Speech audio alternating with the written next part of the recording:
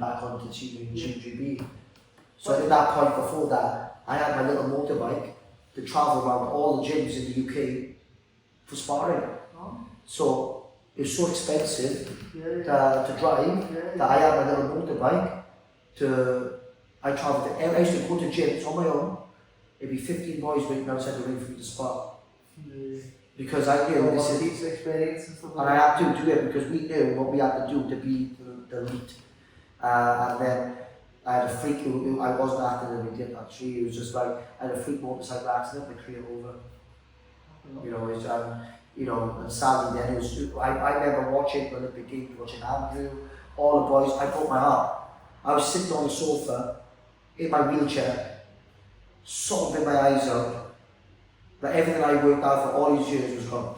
Yes, now family, welcome back to another video on Jazz's TV. Today we're lucky enough to have Dan Chapman, being the whole boxing world champion, ex-amateur star. Me and Daniel boxed in the Commonwealth Games final, we'll get into that in a minute. But yeah, I'm out here in Marbella and been lucky enough to be invited out here to Unit 41 gym. And Daniel said to me for the day, come out, I'm looking for the gym. He said, come out, have a little look. And I jumped at the opportunity, got on the flight the next day and the scenes in it. So thank you for having me over there. Absolutely welcome, it's a pleasure to have you. We have so many memories and so much to talk about. And you know, like I said, I was in Dubai last week and one of our other teammates that we were friendly with was Ryan Aston. And we can all speak to each other for 1 year, 2 years, 3 years, nothing changes. So when we was fighting, was that at the start and where I first met you? We met at Sheffield, didn't we? Yeah. What would you call the English Institute? Sorry to all the Welsh people out there, but it was the English Institute of Sport, wasn't it? But that's where we meet once every 2 weeks, was it? Every 10 days for the Great Britain team? Yeah, it was because, you know, after Amir Khan won the silver in the Olympics, he brought funding to Team GB. Before that, we was training at Crystal Palace, having Fruit and Loom t-shirts made with Team GB on, you know. So the likes of me and Jazza, who won our national titles, obviously then Team GB had to look at us and be assessed. So we'd have 3 assessments. So me and Jazza always made it through to the 3rd one. On our first attempt, they sent us home. Later on, the following year, again we carried on winning national titles and British titles. And then we went on a GB assessment. And I think we was at the right age at that time. We was quite mature, we had more experience under our belt. And we got through to the assessments and we passed and ticked all the boxes and the coaches loved us. But the doom and gloom after is that we knew that we was going to the Commonwealth Games that were in India, the Youth Commonwealth Games. And I knew Jazza and Jazza knew me, and we knew that the standard of the semi-finals and the finals was going to be, you know, high level boxing. So when I remember that I knocked the Canadian out first, then I knocked the South African out, and I knew Jazza had beaten a guy, and then he fought the #1 Indian. And I remember the arena shaking, and they're going, India, India. And I was thinking, Jazza's girl. I remember watching it, I was like, oh my God. I was thinking, I'm facing one of these motherfuckers next. I was thinking, this is going to be, you know, an epic fight. And they tried to rob Jazza in that fight, and Jazza pulled the fight back. And after Jazza won, he had an amazing victory to get to the final. And everybody was telling me, oh, you're fighting James Dickens next. For some reason, they put pressure on me. Because I know how good Jazza was. I watched him growing up to be a national and British champion. But you stopped your opponents, didn't you? Yeah, That's yeah, what yeah. I remember about you. Remember that? Yeah. And the thing was, is that I knew I was up against. I remember all the kids saying, you're fighting Jazza, you're going to lose to Jazza. And I was like, they're probably right. This kid is awesome. I respected Jazza because he was a technician. I remember watching him, you know, through the assessments. We were friends the other way, every 10 days in the Sheffield team. Yeah, well, in between that, before that, though, we got then selected to be on the development with each other. So it was me, Charlie Edwards, Fraser Clark, Warren Bastas, Scott Cardle, John Quigley, Ryan Aston, Tommy Stubbs. Yeah, Tommy Stubbs, the motherfucker. We had Steve Simmons, you know, and like Khalid Yafai, Bradley Saunders. They were the lead coming from Beijing, and you know, to be, I think that team leading up to 2012. Ian Weaver, quality fighter here, probably one of the most talented on the team.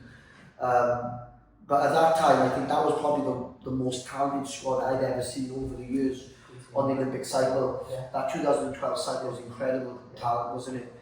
And yes, we got to the final. Before we talk about the final, Yes, okay. what was your experience with the Indian people? When you got to India, was it a shock to you, coming from Wales? Because it wasn't me. It was a shock on that we came from a deprived area in our communities, me and Jazza. But when we went to a third world country, it was different, bro. I realised how lucky I was. Like, I did not. oh, it was just like, changed my life. I tell you, so I remember this like yesterday. When the Commonwealth Stadium was getting built, Jazz, Yeah. right? You built a full complex to Yeah, get people safe inside. They did. But a lot of work wasn't finished when we got there. And I remember seeing this woman. Laying bricks? No, this was, yeah, I seen her. But she was sweeping a floor that was a dusted floor. She could have been there for a million years and the floor would have looked the same. And she was happy like this. Hi. And I was thinking, this woman is sweeping that floor and she was happy to do that. She could have been there for a million years and the floor would look the same. I think these people are just incredible. Like brushing a beach? Yeah, brushing a beach. And she was happy doing that. I was thinking, wow, you know, and I realised how lucky we were. And I remember, you remember, Team England and Team Wales, we were told strict instruction, don't eat the ice cream, don't eat the food. Yeah, the food was great. All I ate was banana and toast.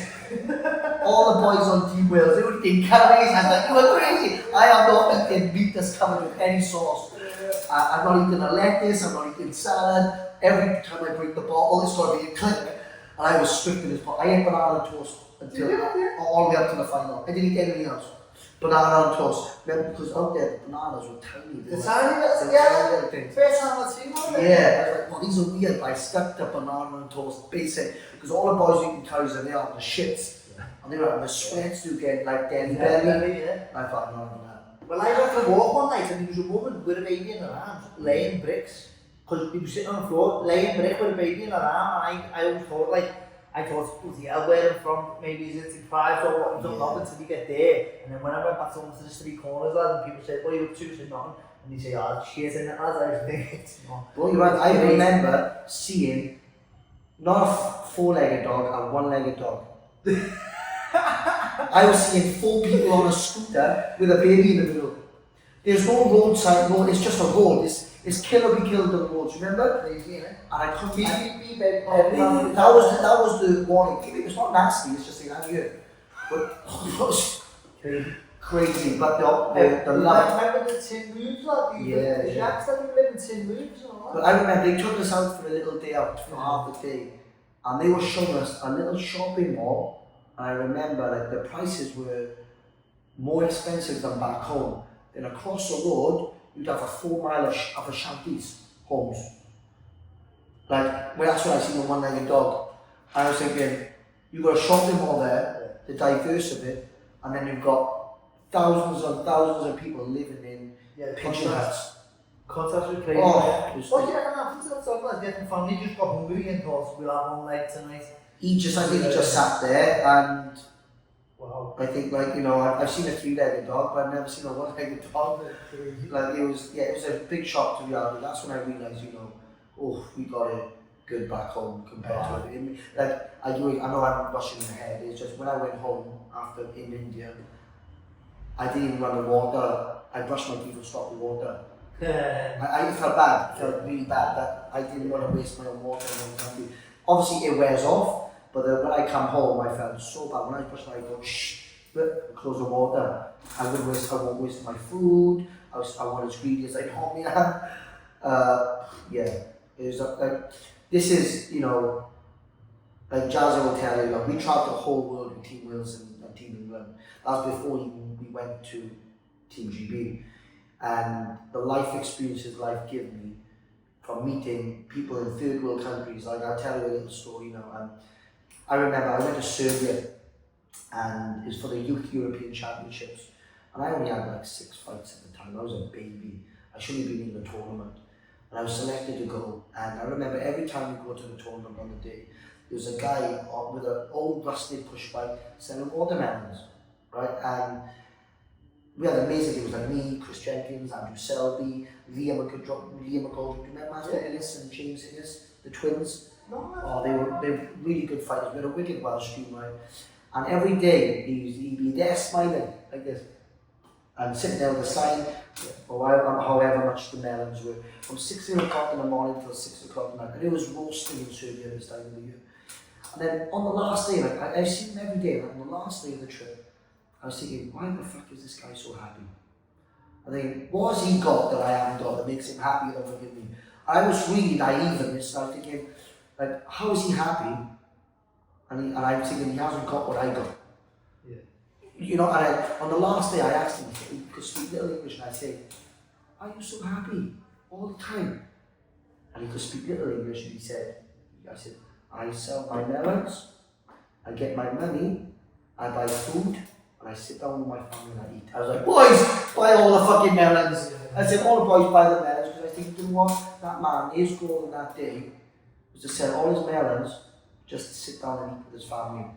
And that was like, I remember that, I tell everybody that story because I was just thinking, the cheap thought that I thought that I was the happier man when he was really the richer man, because his values on what he'd bring, he'd earn his money and go home and eat food with his family. I was just like, these are the things that in boxing, not many fighters talk about, as not just as a fighter, as a person, the life lessons that taught me growing up. Is it the same for you, Jazz? The same, I was going to go on to that, but the Indian people how you're so happy, but I thought they had nothing, lad, and I envy that type of contentment. My girlfriend sits at home with the kids, and that's a great mother, it's the job she does, but I say to myself, I'm chasing the wind, I'm just forever chasing the wind, lad, uncontent, unhappy, and I think if I could be happy with nothing, that would be real riches, you know. And that's what it's meaning now, people, you know. Well, I don't know, did I? No, but we were so young.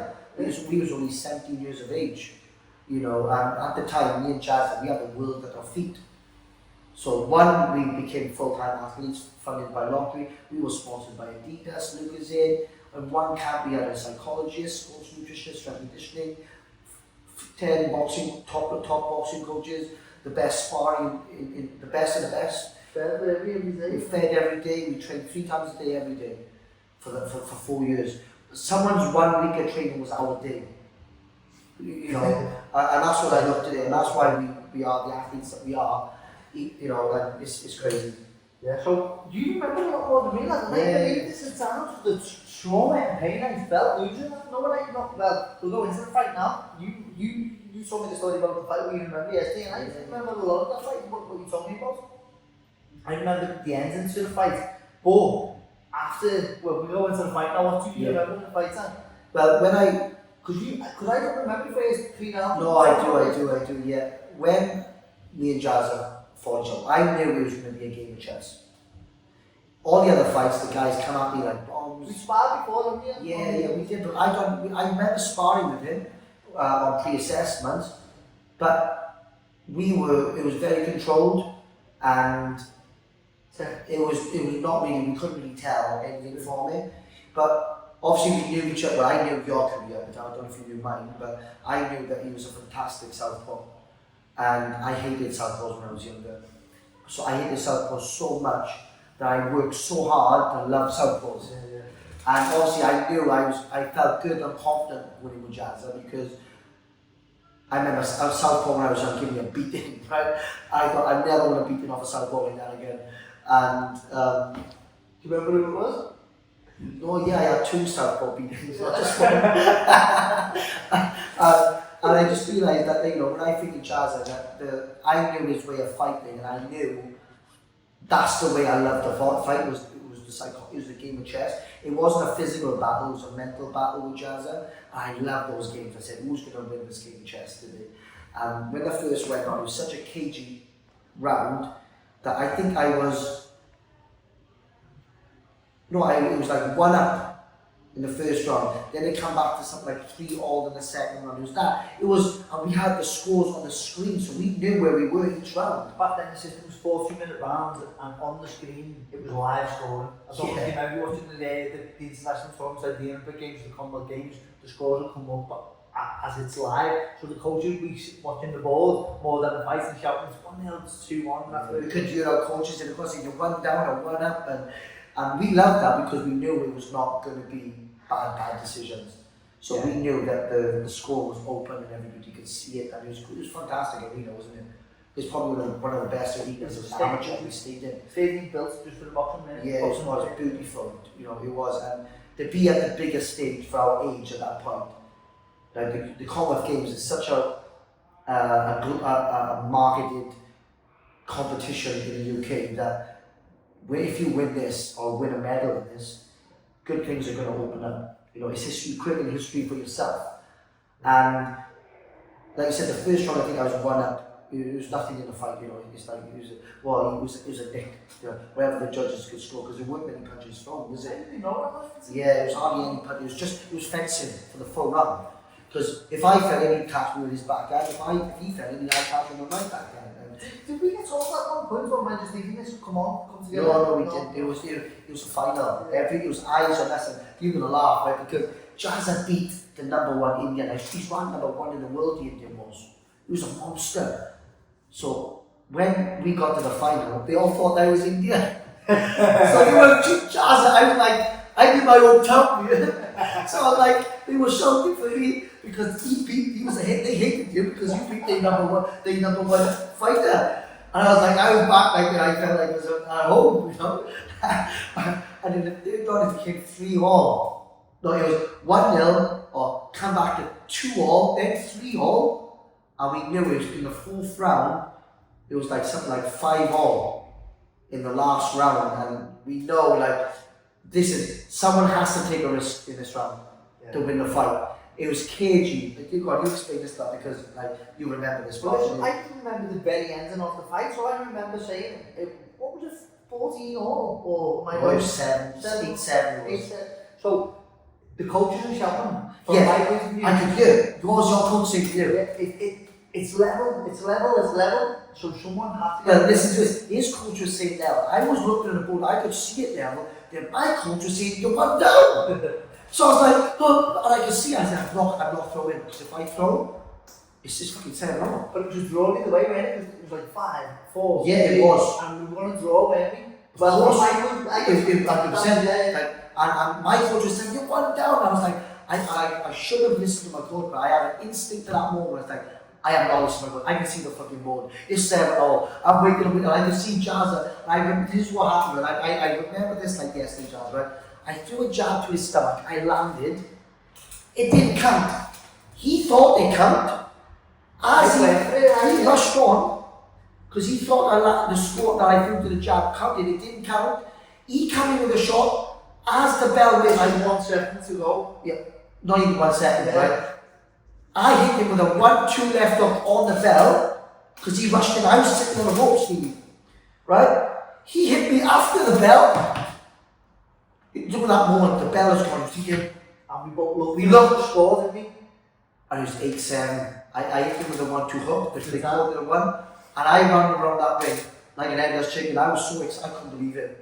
Because I wasn't the favourite on paper, because I knew I wasn't the favourite. I knew I was the underdog against you. I had every kid who came to watch from England telling me, I will fight Jazza Dickens. And I just said, I remember saying this to the kids, because my national coach, Tony Williams was my coach at the time, Colin, and Tony was the head coach at the time before Colin Jones. And I said, and I didn't say anything nasty back at the kid. I remember saying, I said, we'll see on the day. And I remember my coach, Tony, saying, that's a good reply.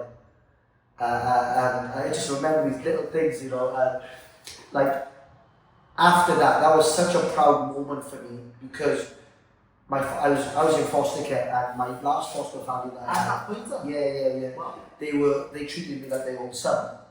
So I was winning Welsh and British titles. I was like saying, I think I can make it, but I wasn't sure. I was still in college doing sports and bricklaying at the time. Because remember, me and Jared got picked for Team GB before the Commonwealth Games tournament started. So we've done our assessments. But do you remember what happened at the time? We were on a trial where you weren't getting paid, was you? You still have to go and prove yourself. Remember what was No, but we did development. But what we done, we passed the I remember, I got through to the development. And what happened then, because you got a silver medal in the Commonwealth, they brought you on. Okay. Do you remember?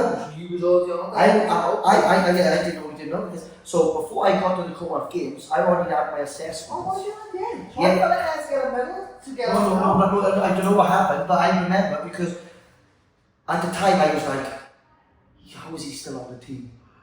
Right, because I got picked as to be I think it was development and podium. So development would go to Team GB every 2 weeks, and podium were Monday to Thursday or Monday to Friday, whatever. Right? And I got picked, but I got told the results from the assessments. I got chosen, which I was buzzing. But then, when I got to the Commonwealth Games, I knew that Jazza was on the same assessments as me. And I knew if I lost to Jazza, in my head I was thinking, if I lose to Jazza, I'm off Team GB. Yeah, you fight for your place when you're on the I felt that, yeah, it was fine. So even though I got picked for Team GB, yeah. I thought, well, I got picked instead of him because it was under me, him, Joe Gage. But at the time, we didn't know that we could have number 2s and number 3s. Yeah. They were really saying, we picking one to be in our place for that 2012. So you only get one slot for the big tournaments, anyway. So we wanted to be the number 1 slot. And I also knew that Khalid Yafai wasn't turning pro after Beijing, so he was going to own that number 1 spot until so when it came then to the Commonwealth Games, I thought, if I lose this to Jazza Dickens, they just take me off and they're going to put him in place. But what happened then, we got to we boxed unbelievable. It was an amazing tournament. It was amazing. Yeah. We boxed out of our, I stopped 2 guys. He beat the number 1 Indian. Then it was an amazing final. You couldn't have asked for a better final because it was skill. And then obviously I knew that that's when I realised, that's the same, because I was in foster care, my foster parents always told me, like, keep your feet on the floor, Dad, like, it hasn't happened yet. Like, and that hurt me because I wanted to believe that I could make it in boxing, and these major tournaments were the time to really think that, am I going to be like everybody else in boxing, or am I going to make it? Does that make sense? And I didn't believe it until I won that gold medal. That's when I realised in my own head, I'm going to go all the way in boxing now. Yeah. You know, it is there. We could win Welsh and British senior titles, but when you win a major tournament, that's when you know doors are going to open for you. And then when I got through, and I had amazing. I was the first ever Welsh youth Commonwealth champion ever. Was you that? The first. So after that point, Lansdale, then we turned around the score, you won, you go back, because I just went black. My whole I world see it. I remember, I still got the picture. That's how we used to run around. I was running around like jumping, you know, like as if I won the lottery. It was mad, right? Because I don't remember nothing. oh, I do. I just, but you was something. No, I remember because what happened then when we had the ceremony, we had to get the medals, and I remember was like climbing up. Yeah. I remember being on the pole. I felt so bad. I felt so bad. No, because I could see. I'm not a nasty guy, but I could see how much that moment meant to you. And I got the picture of us on the podium, and you were like this, you just like you're sobbing your eyes out. And I'm looking and I'm thinking, I was so proud, and I just remember those moments, and I was thinking, I felt so bad at the same time. I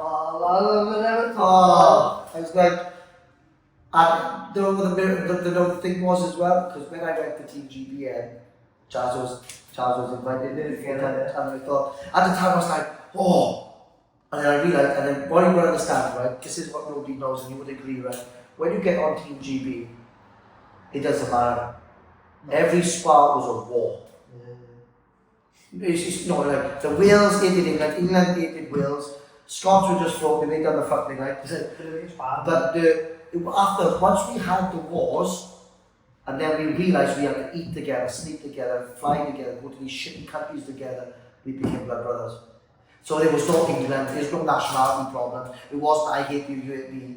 It was we are blood brothers now. And I remember that. And I can tell you a thing that when I left Team GB and I went back home to Team Wales, I realised having that brotherhood on Team GB, realised where my standard of friendship needed to be.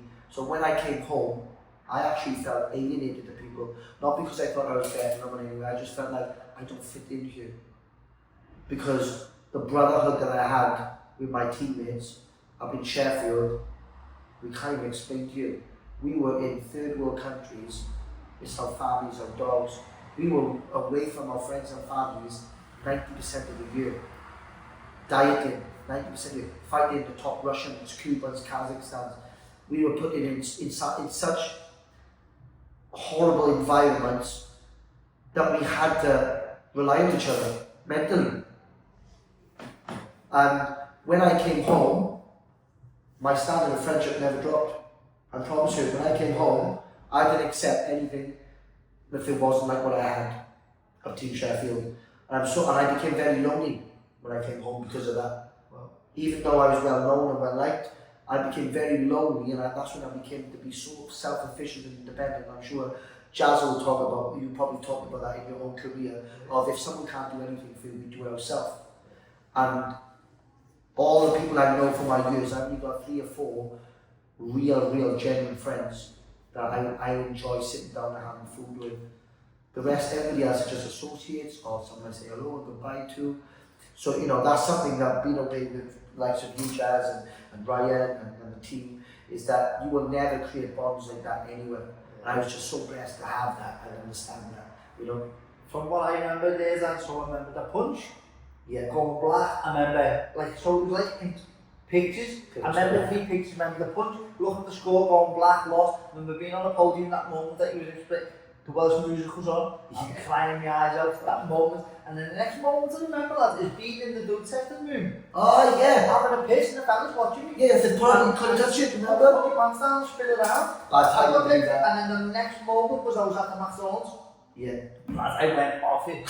I gained. So when I got home, you said, I don't like you what you done when you got home now, but I went home. I went home from, what day was the box on a Friday? Was it or something like that? By the time I got home on a Monday, I'd gained 9 kilograms. Yeah. And we were fighting 51 kilo, I'd gained a stone and a But half in 1 weekend. This is a good point to talk about, because until then, I was making flyweight very comfortable. Yeah. Because I wasn't training 3-4 times a week. I was only Team Wales on the weekends. So I was only training once a day or twice a day before college and after college. So when it came to the tournament, that was one of the last times I boxed fantastic at that weight, because my weight was good. But that moment after, when I got put onto Team GB, I went from training twice a day to 3 to 4 times a day. At the age of 17, and I realised that my body was in a growing. I was only a baby. I knew that we had the best strength and conditioning coaches, the best coaching, so I was going to put on weight.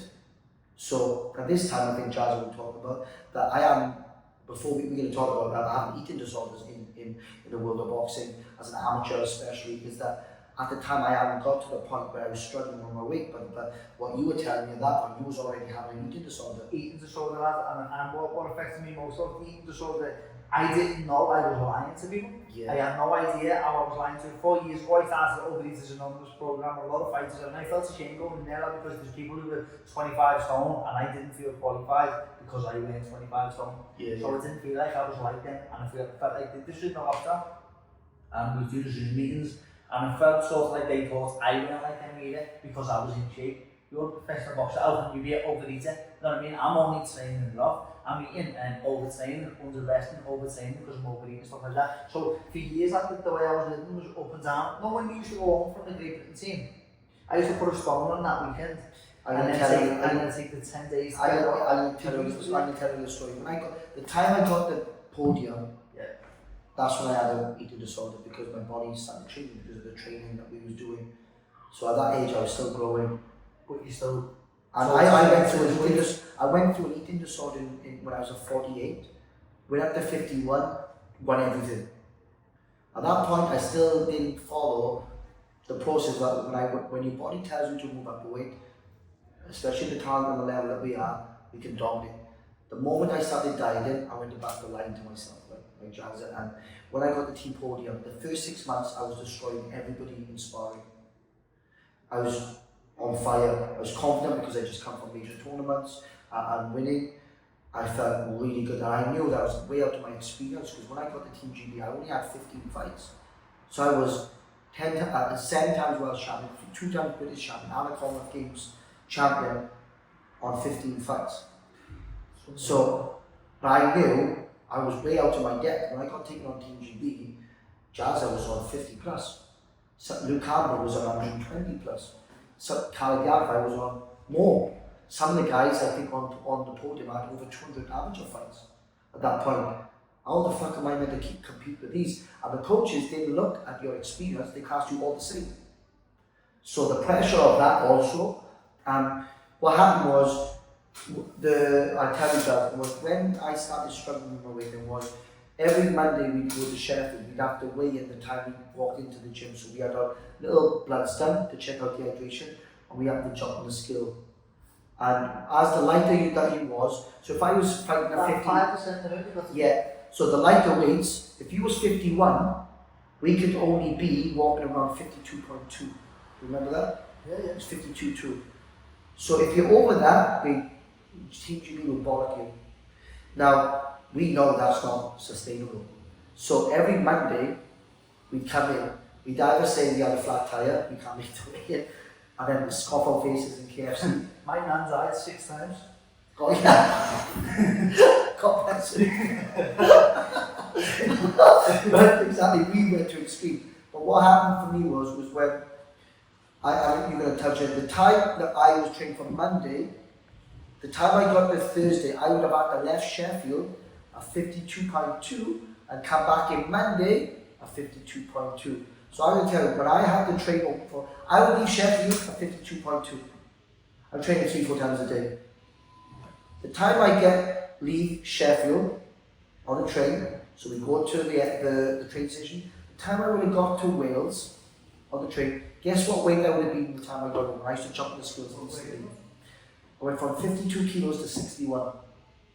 Wow. So think about this now. 9 kilos. Yeah, I would, honestly, right? So you think about it, I was training 3 to 4 times a day, every day. The time I got to Thursday, my body's fucked. Do you have raised that every session? No, but I'm just saying, not even about that, I'm just saying that we were eating, but we could burn it off because we were training so much. But at the Thursday, we were going home to have rest and see our family. We're not meant to train, we do one run maybe. The time I get home to Sheffield, on a Thursday morning we'd leave, after strength and conditioning, if you remember, 10 o'clock session, remember? We'd leave, I'd be home to Wales by 3 o'clock, 4 o'clock. The time I catch up on the scales, I would put 9 to 10 kilo on. So think now, by Monday, I've got to lose 10 kilo. By Monday. So I go Saturday, I see my friends for 2 minutes. I'm running the roads with 3 pairs of trousers on, black bag, a sweatsuit and 3 hoodies on. I do a slow 10k run, I do 3 kilo on a run. Now you think about it now, my body's fucked, I need to be rested. Listen to this, so this is only the beginning. So Lewis Reese was one of the boxers, and Fred Evans were from Wales. We used to share the lift up in Monday. Man. Fred Evans, crazy crocodile. And this is what we used to do. Monday, we'd go in Lewis Reese's car.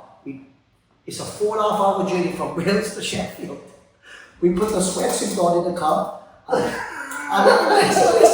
the heaters on full blast.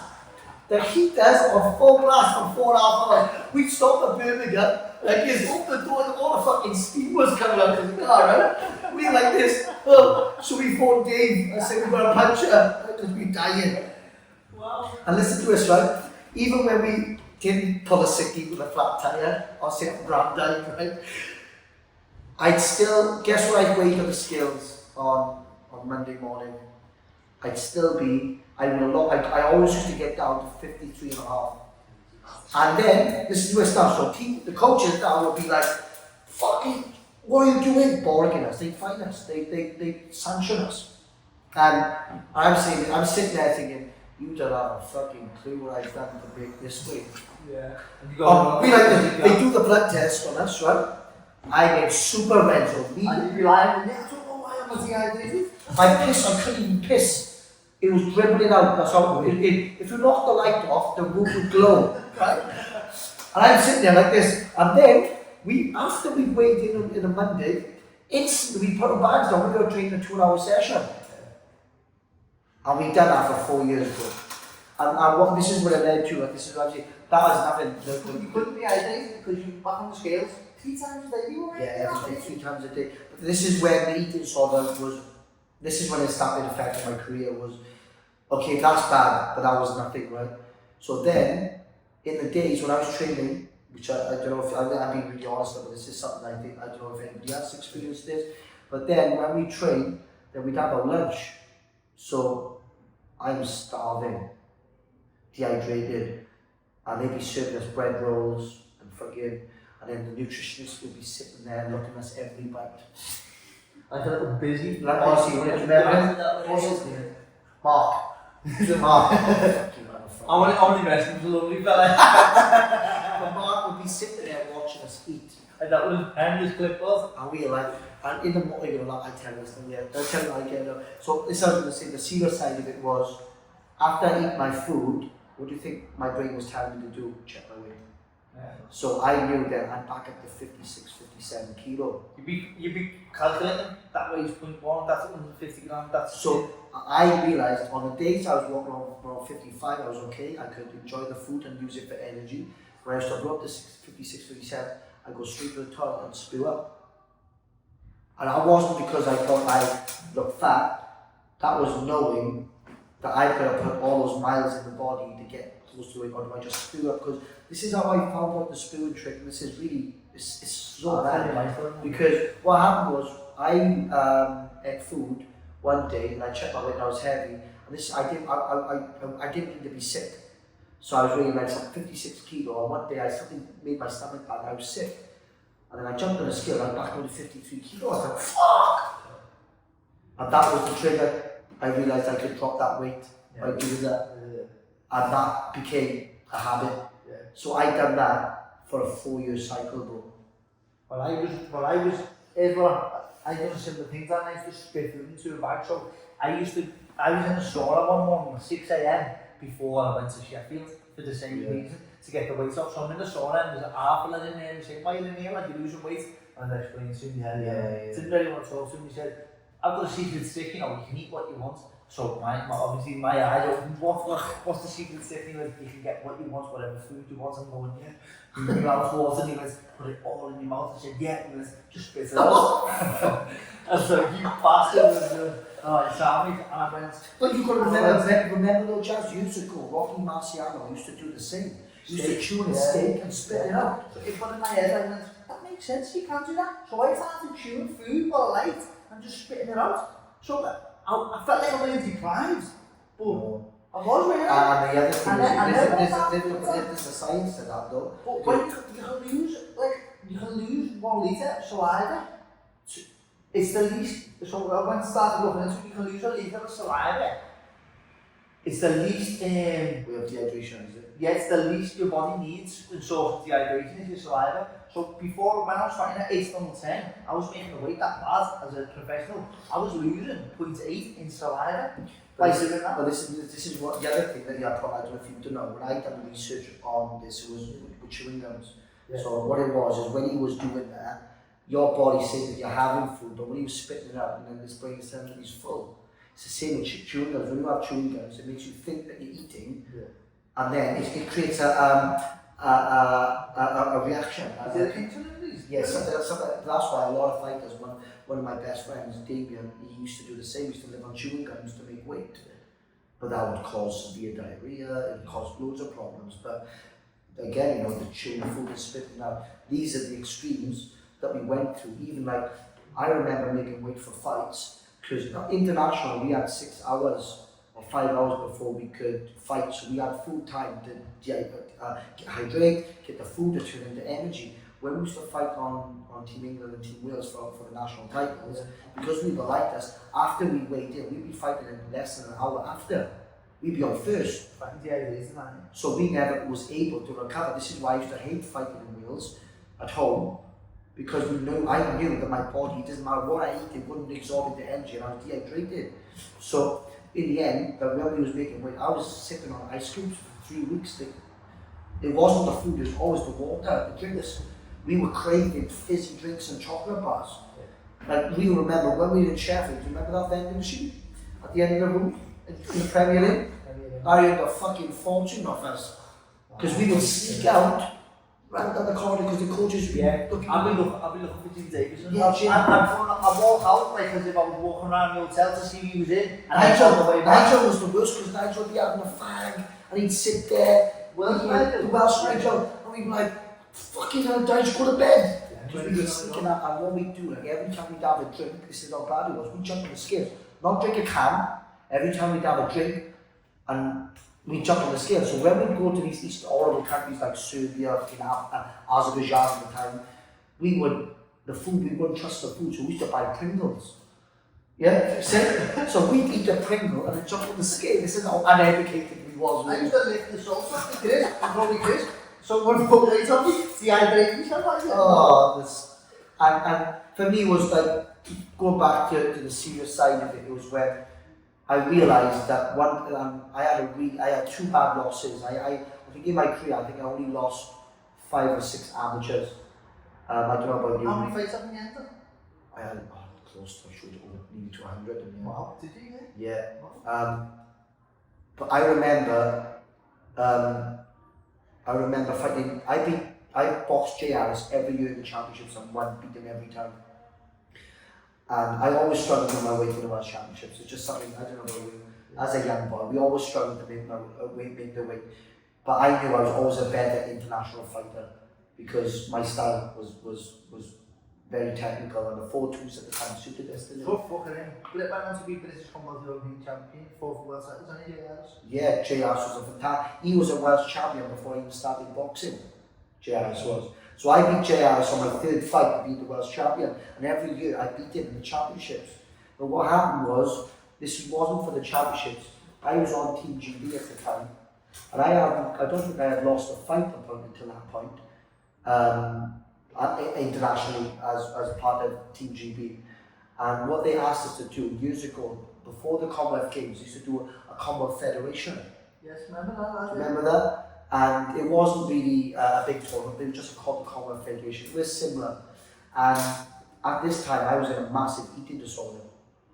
So I boxed Jay, and I went in, I knew that my weight, I was in a really bad place with my weight. I remember my friends were saying I look green. Now I'm cappuccino, I got a tan, right? And my friends were saying I look green. Now I didn't believe it. I felt I was a fucking man. I felt like shit. You're lying to yourself. Badly. Like my hip bones were sticking up, and I was a premature child. I've always been tiny, right? And I remember, and I boxed that round. I knew in my head I had to stop him because after 2 rounds, I haven't got the energy. I know I'm gonna be fucked.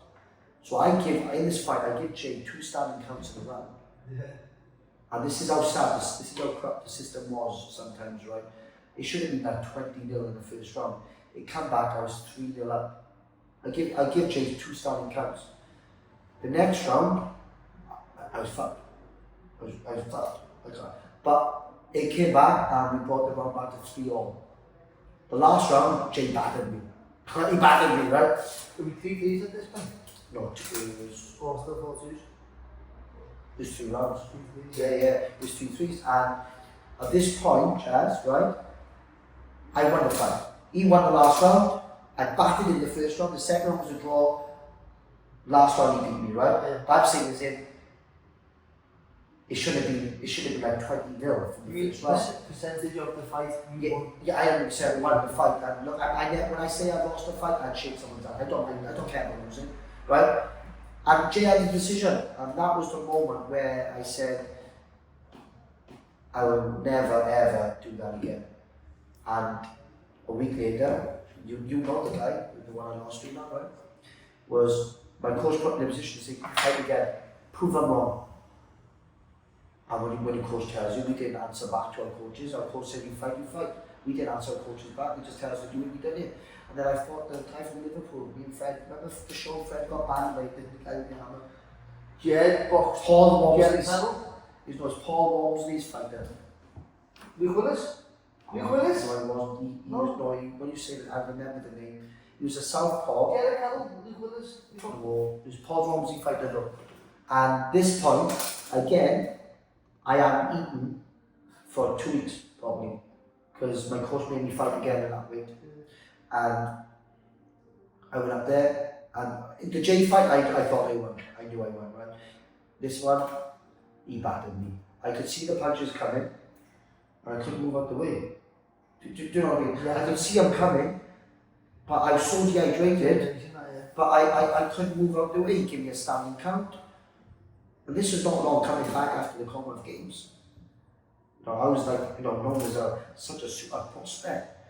And that moment onwards, I said to myself, and then after that, Rob McCracken then made me fight GB versus Sweden. This is when Carl Smith and Sam Maxwell come on the team.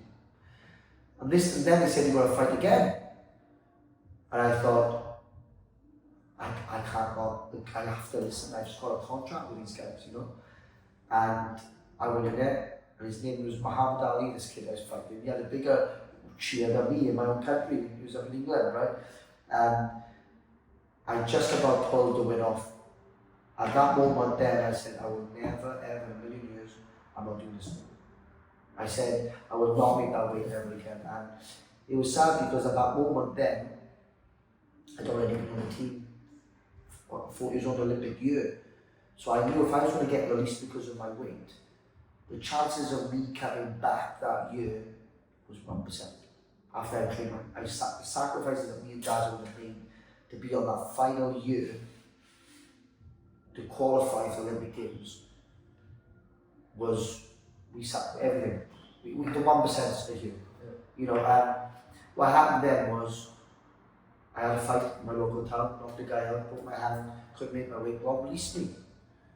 And then he said, you can come back on the team if you win the championships. And I knew that year, the only hope I had of coming back on Team GB that year was, if the rule at that time was, if you win the WABA senior title, you automatically picked for the Olympic qualifier, and I was in Azerbaijan. In this meantime, I stopped the guy from North Wales. I went up a weight to 56 kilo. Rob McCracken, because the women coming to the Olympics, they took the weight straight from 52 to 56 then. It was 51, 54, 57, wasn't it? Yeah, then they got rid of that. I went to 52 to 56. So it's 52, 56, and then lightweight. 60. And then I knew, when I went up, I started eating food. So this is the difference. This is when I realized the power of having an eating disorder, not making weight right as well. Then I went away on holidays, I come back. I found out that then when I started back training, when I went up to fifth, I went up 4 kilos, 5 kilos in weight. Out of camp, guess what weight I was walking around there? So think about it now, right? I know this. At the time, when I was at 51, I was going up to 61, 62 kilos. When I went up a weight, I guess 58, 57. bang on. It's mad, And then when I went up a weight, yeah, this time you go, it was 58. I only had 2 kilos to lose to make this weight. I became a different animal. At that point, before I moved up the weight, I was so sad because I had the whole world at my feet. I was Team GB, I had everything. Funded, lottery funded. We was on 40, 50 grand a year. That's crazy though, right? For 17 years of age.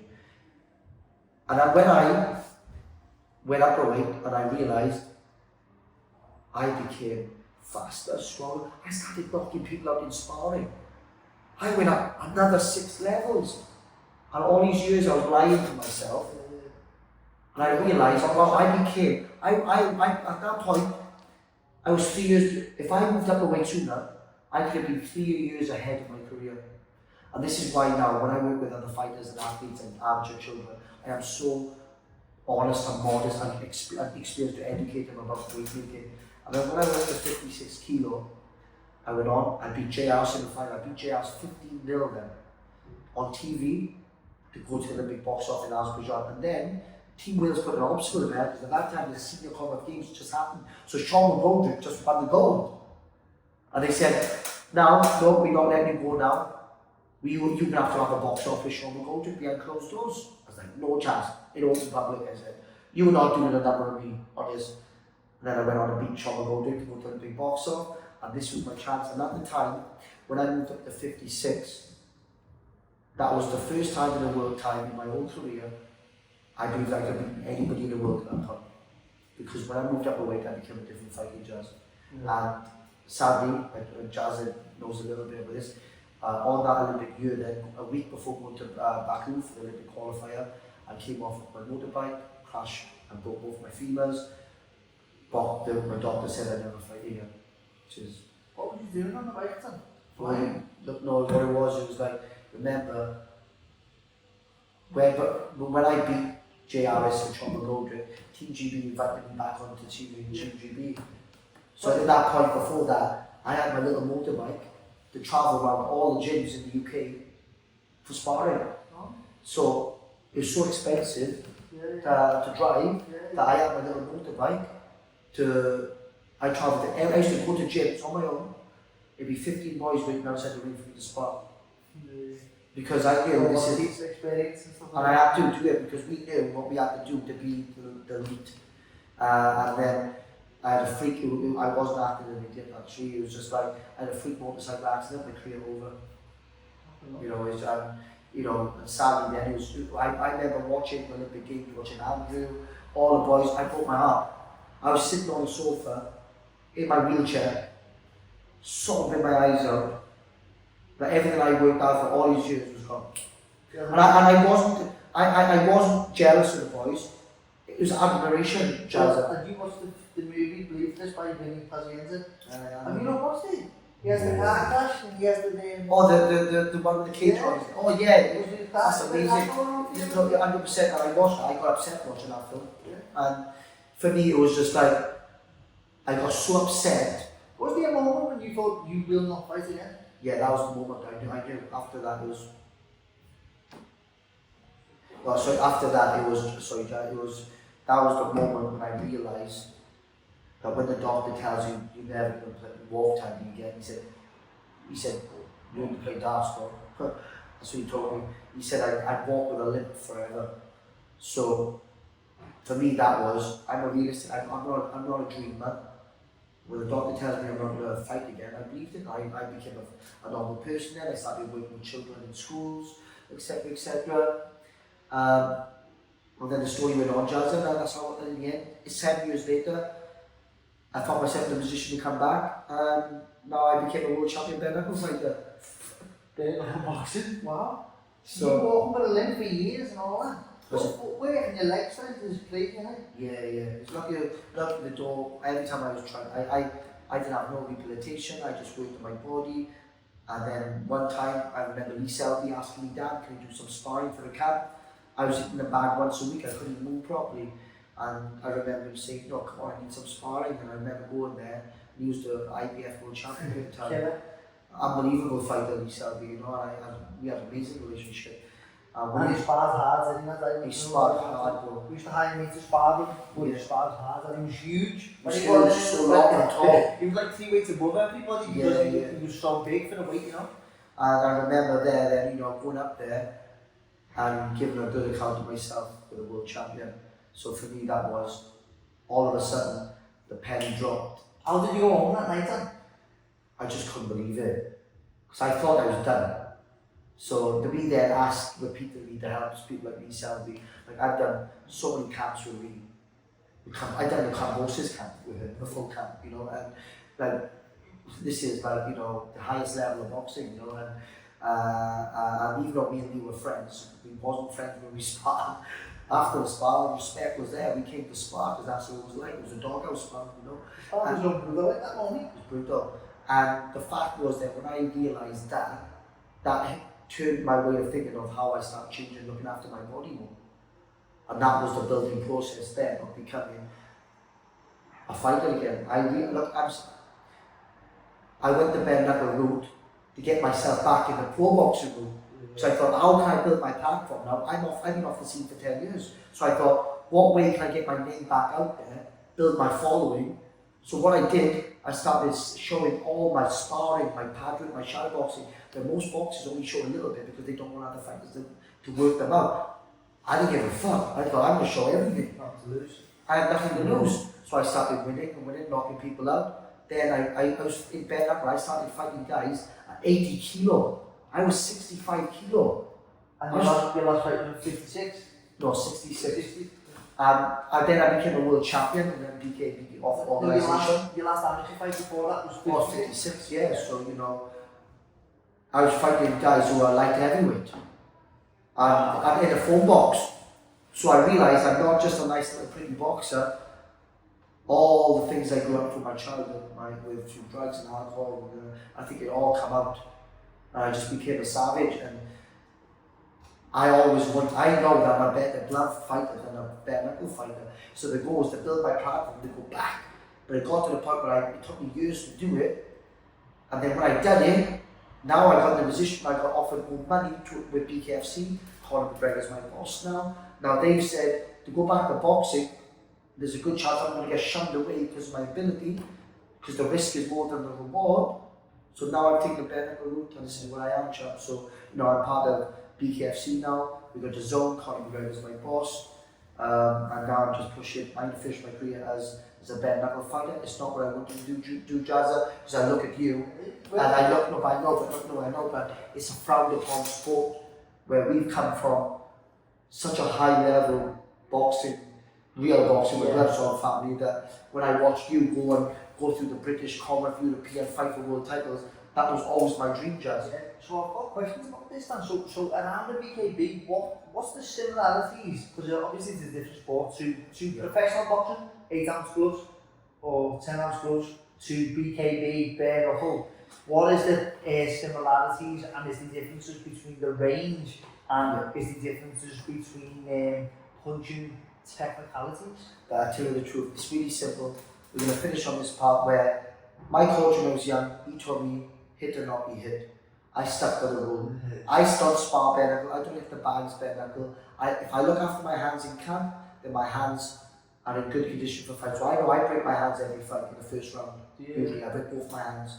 So for me is, I look after my hands, I spar with 14s and 16s, and I treat bare knuckle better than I do with pro boxing of the skill of the hit and not get hit. Is that because the risk of getting it is worse? So way worse. I get one hit with bare knuckle, I got a gash, but you're less likely to be careless. Yeah, I gotta be squeaky clean. I'm not a mug like these guys, the tough guys. It's only so far you can be a tough guy in bare knuckle. I go in there and show my IQ, hit and not get hit. That's what achieves me.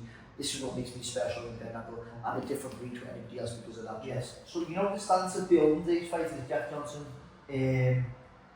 Jack Dempsey, the stance that they had and the distance that they had between themselves, is that because of the gloves? And it was because the gloves were so small that they were wary that they know if they got hit there would be serious damage. I thought that was, yeah. With the gloves, when you look at pro boxing, and it's been science proved on numbers that UFC and bare knuckle is safer than glove boxing because you take one hit, it's over. Boxing, you take a number of hits. Yeah, the cumulative damage is less. So what about the defence? Is the any point in having defence? No, you've got that why block not it, defence? Head movement. I'm not there to catch and block. There's such a risk to be that close. You've got to be away. Even with pass effect, you can still get flashed, taking a shot from the glove as a professional. Yeah. With no gloves, I said you should not do that. Yeah. That's my advice. So become a BKB world champion then. What was that like? I've got one more question after this, but BKB world champion, what was that like? For me was, if I could be the best boxer on the planet, then can I be the baddest bare knuckle fighter on the planet? And I achieved that, and I'm super proud of that. And it's opened many doors for me now that I can show that I can be the nicest guy outside the ring, but when I fight, it's a switch, and I switch it, and I'm a different person. I feel like I'm a superhero when I fight. So I say, my what I am in fighting right now, Jazz, and I don't know if you're the same. I don't fight, I don't care about winning, losing, drawing. When I fight now, I'm saying, for 22 years I've been boxing, Jazz. I'm saying thank you for boxing. Let me show you what boxing has taught me. Let me express all those years we've dedicated to boxing. Let's be authentic. Let me show you what I've learned in the last I've few seen so years. many fighters coming out of the career and get bitter. Yeah. But because they believe that they were a part of something. But I see it as boxing's mine and experiences of mine. All these things I've learned, they're mine. And There's less pressure, but the way they're now, there's no pressure. Yeah, and there's one more time, which I didn't cover before.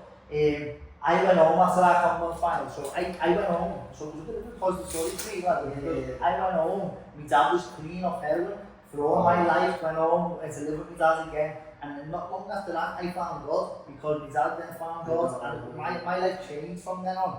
And I came back with a grateful experience from being in India. What was it like for you? I'm going to go back to what you said. I actually remember when you turned God. Yeah. No, I'm not lying, I do. Yeah.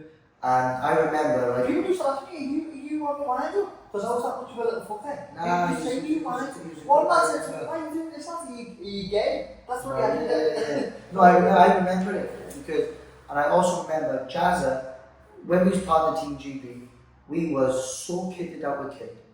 You wouldn't believe it. We were sponsored by Adidas, and we was having the first grade boxing kit. It was great. On them days when we used to give Oh. us ideas. So And I remember Jazza turning up to Team GB. He'd have holes in his t-shirt because he had given, not a little bit, he gave all his fucking kit to the kids from the boxing club. I remember that. Oh, that's bad, I remember. And that's when I realised that you was a godly man. And I remember people saying, oh, Jazz has turned to God. And I said, good for him. I remember it, like yesterday, months ago. So for you, I don't know. Thank you for that. Yeah, Thank okay. you for memories. Yeah, it was not because you punched the Mary that night. But what happened when you were older, lads? How did it feel? Oh, do you know say what? you were foster family with the gold medal. How was it going on? It was a proud moment because I'm just going to give a quick one. I know we have to go shortly. Is that when I got found a good foster home. Yeah. This is the first place that someone loved me like their own son. And unfortunately, before I got into boxing, my foster father passed away. So that fight beating you was for him. So when I came home to that and see my foster mum's face, that was a special moment because she did well. So for me, it was like, then, you know, I was part of the BBC, I was like a legit elite Team Wales, and that for me was just like, I wasn't going to college anymore, Chaz. This was where our life changed. We became, after that, full-time athletes. Nobody had the setup that we had on our 2012 cycle. That was such a privileged year. One, they took the games we did in London, and two, from the Beijing team winning so many medals and qualifying, brought funding to us. Do you remember what the letter was like, receiving your letter? Oh bro, I cried my eyes out. What was the moment? Sorry, that's the second one. No, I cried my eyes out because I knew, I Jazz and understand that us Welsh boys were totally up against it with the English because the English setup was so better than Wales, that they were so more experienced than us. So when I went there, every bleep test, press up test, push up test, I had to beat the English. So I had to be at the point where they couldn't refuse me.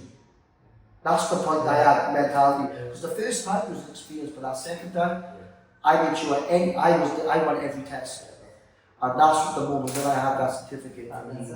That was probably one of my memorable moments in boxing, was that, Trust. Well, I got mine. I'm living with my mum. I'm doing things that I shouldn't do to make money, things I never said I've done. My parents have come from addiction, and I'm doing things to make money just to get by to box that I should never have been doing. I give me mad up, lads. I not do just that, that, and I promise that I'll never do that. but listen, this is the other thing, is that Jazza, even though he was in that situation, Jazza, he was so naughty that even when he had the opportunity, the first time he got chucked off. I got kicked off. Remember? I was on the World Championships and got kicked off the team for kicking the doors. And then he came back. Oh, unbelievable. Oh, it changed me like that experience. It It changed me as a person because I started to blag it then to be good, you know what I mean? No, but I mean, is then your teammates, you, Abby Fowler, Keenan Farrell, Ian Weaver, what was unbelievable English setup. And I'm saying that when you surrounded yourself with them more, Danny Phillips, remember oh, it was Danny, bro. Oh, again, you know, and when you was around, I forgot about Danny, and when you was around those people, you leveled up, bro. You realised then what you got, and you became a full-time athlete, which is amazing.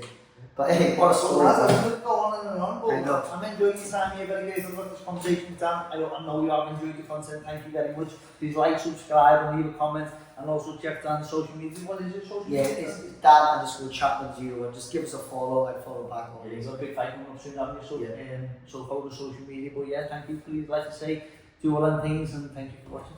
Alright, Yeah, what's that? yeah. Some more memories. I thought we were fighters.